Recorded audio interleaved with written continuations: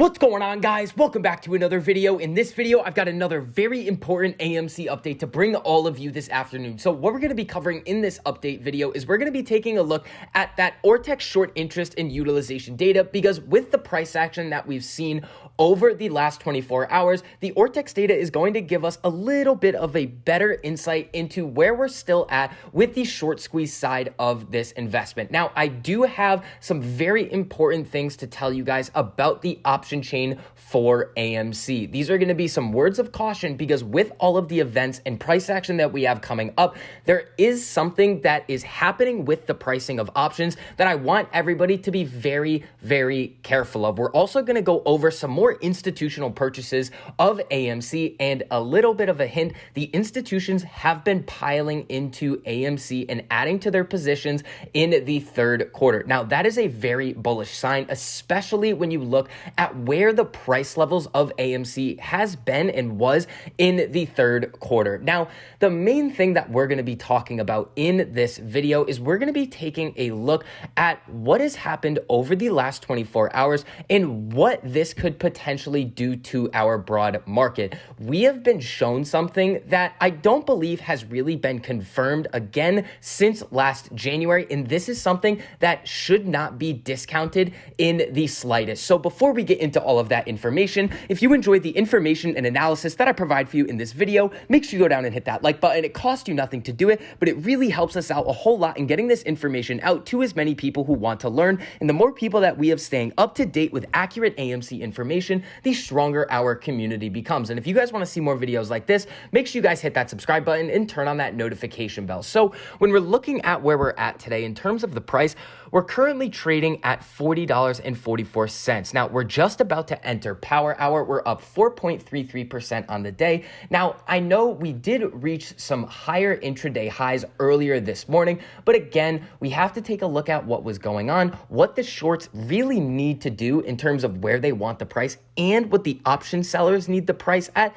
And when we think about how manipulated potentially AMC is, the price action does not surprise me. But you can't really hold AMC down for long. There was a lot of uncertainty about the Fed meeting, which we're going to go over in a minute later. But when we come over and take a look at the Ortex data, let's give this a little bit of a refresh. We're seeing the utilization still hanging out at 87%. Now, the short interest, according to Ortex's estimates, 16.69%. So again, guys, these shorts have not covered in any meaningful way. Now, coming over to Stonko Tracker to really get a look at what we're seeing in terms of the open interest on the option chain. So going into this week, there's not really a big potential for a gamma squeeze. Now, we talked about the next time that we could potentially see a big gamma squeeze on AMC in yesterday's video, but that is going to be in January. Now, when we look at this monthly options expiration date, we do see a decent amount of open interest, and I would expect that to continue to go up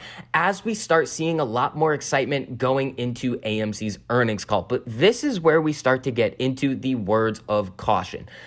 When you are looking at an earnings date and what is going to happen after the numbers in the conference call happens, it is literally a coin flip. No matter how well AMC performs in the call and during the financials that they are going to be releasing, the price can do whatever it wants. So when we think about what has happened with AMC and the price over the last 24 hours, that is going to jack up the implied volatility on the option chain, making options more expensive. There is a concept called IV crush, implied volatility crush, and that occurs when an earnings date passes and there is no longer a reason for options to be priced as high because there is no longer a higher expected move coming in the near future. Now, I just want everybody to be very cautious of this, especially if you are looking at getting into short-term options. So you can do whatever you would like with your money. I would just like everybody to exercise some sort of caution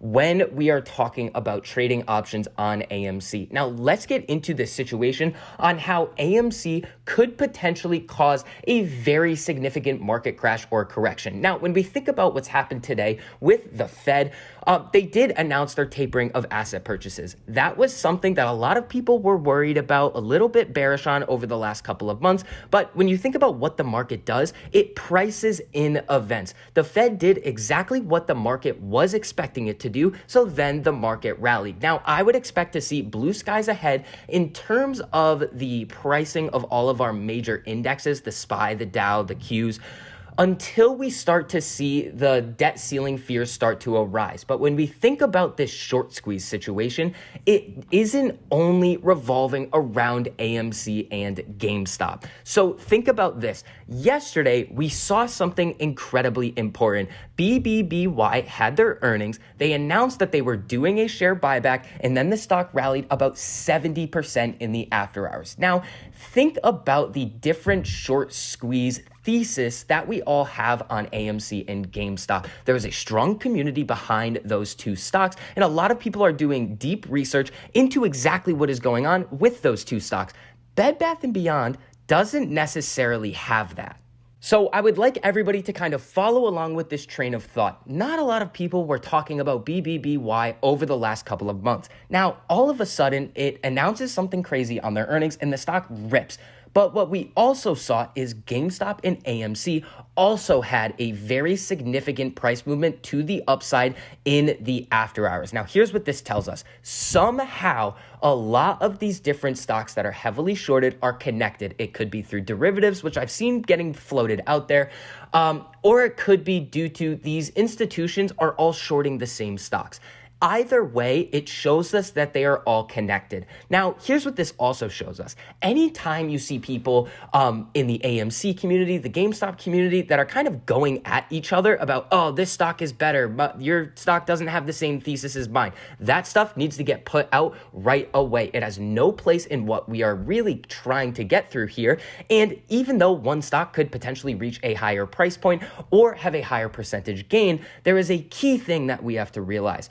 Even though AMC and GameStop could probably cause these institutions the most amount of damage, there are also other stocks out there that can do damage as well. Now, think about this. When people say that AMC and GameStop could potentially crash the market and really have an effect on how our market works going forward, there are a couple of reasons for this. One, we saw back in January that the brokers would not be able to handle that aggressive of a price movement. The second is that when you are thinking about covering short positions, most likely these institutions are going to have to sell off other positions that they have, take gains, take losses in order to generate that liquidity in order to cover those positions. But AMC itself, GameStop itself, and any of these other stocks by themselves are most likely not going to be able to cause a major market crash. It's just not really possible, no matter how high these stocks end up going. But when we see all of them run in tandem and they all start to run together,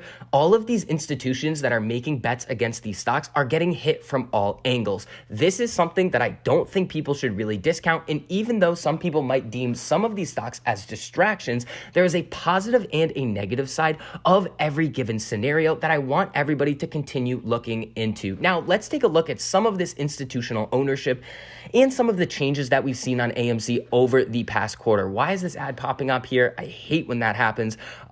So when we're looking at how many shares have been bought on AMC over the last quarter, we're looking at the dollar amount here on MarketBeat. So we're seeing $97 million of AMC was bought and $875,000 was sold. This is an unbelievable ratio right now. We still have a lot of filings to come through. We're going to get BlackRock, Vanguard, and in my opinion, the most important institution, Renaissance, because they are the highest performing hedge fund of all time. And when you think about BlackRock and Vanguard, yes, it is awesome that they have giant positions in AMC and GameStop, but they are going to be basically taking up positions in almost everything out in the market just because they have so much money and they need to place it somewhere. Now, coming over to Fintel, and we can take a look at some of the new ownership changes. And when we see here, Victory Capital Management has increased their position by 269%, and they are now holding 216,000 shares. Now, anything we see highlighted in red here is a closed position, and anything highlighted in green is a newly initiated position. Either way, what we're seeing in terms of the filings when we come back over here is that the institutions are very, very bullish on this stock going forward. The second thing that we need to think about when we're talking about these institutions is when we think about what happened with the price action yesterday for AMC in the after hours, most likely that was not retail driven. Retail investors were watching the market the entire day, and you're telling me they waited until the market closed to just all of a sudden start buying up a boatload of shares to push the price up? That doesn't make a whole lot of sense. Most likely, in my mind, it would make sense that these were institutional purchases happening in the after hours trading period. Now, you also can't trade options in the after hours too, which I'm going to take a deeper look at going forward. And in tonight's later video, we are going to be going over these trading restrictions and a couple of other key pieces of information that have popped up today that I could not fit in this video. So that is going to wrap up this update on AMC. If you enjoyed the information and analysis that I provided for you in this video, make sure you go down and hit that like button. It costs you nothing to do it, but it really helps us out a whole lot in getting this information out to as many people who want to learn. And if you guys want to see more videos like this, make sure you hit that subscribe button and turn on that notification bell so you're notified every time I post a new video, so you get to stay up to date on all of your favorite stocks, learn about a couple of new ones, and see exactly which options I am trading and which strategies I am using to trade them. So I hope you guys are having an awesome day, and I'll see you guys in the next video.